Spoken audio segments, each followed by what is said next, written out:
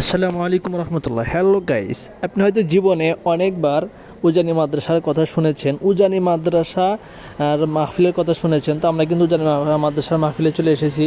তো আমরা ঢুকতে শুরুতেই দেখতে পাচ্ছি মহিলাদের জন্য বিভিন্ন ক্লিপ এগুলো মাত্র 10 টাকায় বিক্রি হচ্ছে। এখানে যা বিক্রি হচ্ছে সব কিছু 10 টাকা। তো এরপরে আমরা দেখতে পাচ্ছি এইখানে বাড়িতে রান্নাবাড়ি করার জন্য কাঠের তৈরি অনেক সুন্দর সুন্দর জিনিস আছে।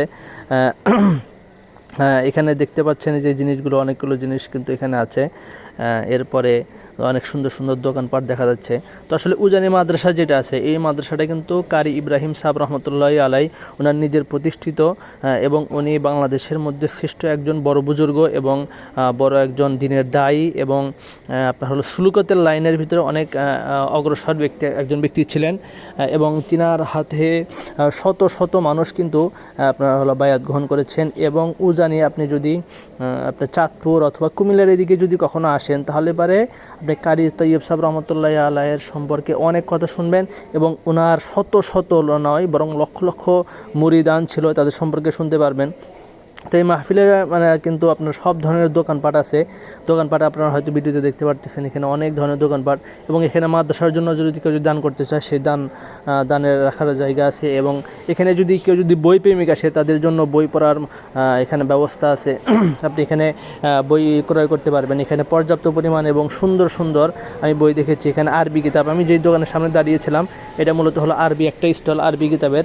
বাইরে থেকে মনে হয় এক্সপোর্ট ইম্পোর্ট করা মনে করেন যেখানে বিভিন্ন কিতাব আছে। এবং এখানে কিন্তু বেশ কয়েকটা কিন্তু স্টল আছে। এবং এখানে একটা কথা বলি, এই স্টলগুলোর কিন্তু মূল্য কিন্তু অনেক বেশি।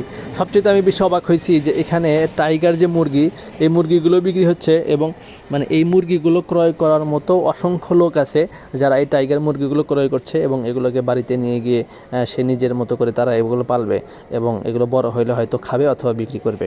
তো গাইস, আমরা শেষমেশ কিন্তু আমরা প্যান্ডেলের নিচে যাওয়ার আগে আমরা দেখব যে প্যান্ডেলের উপরের অংশটা কেমন ছিল। তো আপনার বিশালতা দেখে, এই প্যান্ডেলের বিশালতা দেখে আপনার এক সময় মনে হতে পারে যে হয়তো এটা আপনি কোনো একটা পানির মতো একটা স্রোত মনে হচ্ছে যে পানির ঢেউ খেলে যাচ্ছে, এই বিশালতার মধ্যে দেখে মনে হবে। এবং এখানে কিন্তু আশেপাশে অনেক অনেক দোকানপাট, এবং এই দোকানপাটগুলোর কিন্তু ভাড়া অনেক বেশি। মাত্র 2 থেকে 3 দিনের জন্য 20,000, 25,000, 30,000 এর মতো ভাড়া দিতে হয়। তো পরে শেষে আমরা প্যান্ডেলের ভিতরে চলে আসলাম। প্যান্ডেলের ভিতরে কিন্তু দেখতেছেন একদম আপনার পরিবেশটা, প্যান্ডেলের ভিতরের পরিবেশ দেখে আপনার মনে হবে যে আমি হয়তো ইজতেমার মাঠে চলে আসছি। অথবা এটা হয়তো দিনের বেলা ইজতেমার মাঠের দিনের দৃশ্য হয়তো এরকমই হয়, কিন্তু আসলে বিশ্বাস করবেন যে এটা আসলে ইজতেমা নয়, বরং এটা হলো আপনার চাঁদপুর বলেন, চাঁদপুরের যে উজানি মাদ্রাসা আছে এবং কারি ইব্রাহিম সাহেব রহমতুল্লাহি আলাইহি যে মাদ্রাসা, উজানি মাদ্রাসা, সেই উজানি মাদ্রাসার মাহফিলের ভিতরের কিন্তু এই প্যান্ডেলের নিচের অংশটা দেখতে পাচ্ছেন।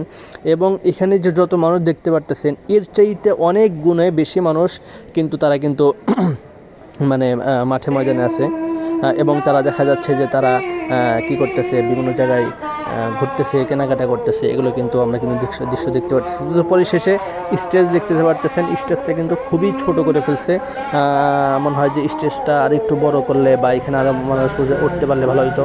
তবে এখানকার বড় বড় মাহফিলের একটা বৈশিষ্ট্য বলি, বড় বড় মাহফিলগুলোতে অনেকেই অনেক বড় বড় বক্তা বয়ান করে, কিন্তু কে বয়ান করতেছে এই বিষয়টা কেউ জানতে পারে না। কারণ হলো যে এখানে মূলত নাম দেখানো, নাম ফোটানোটা মূল উদ্দেশ্য না। এখানে মূল উদ্দেশ্য হলো যে মানুষের ইসলাম। এখানে এখনকার মাহফিলগুলোতে ইসলার পরিমাণ বা মানুষের মাহফিলের দ্বারা নিজের অন্তরের বা পরিবর্তন এবং আমলের পরিবর্তন কিন্তু খুবই কম হয়। তো যাই হোক, আজকে আমরা এই পর্যন্তই ছিল। উজানি মাদ্রাসাটা আপনাদের কাছে কেমন লেগেছে এবং কে কে এবছর উজানি মাহফিল, আমি আমার জীবনে কিন্তু এবারই প্রথম 2025-এ এসেছি।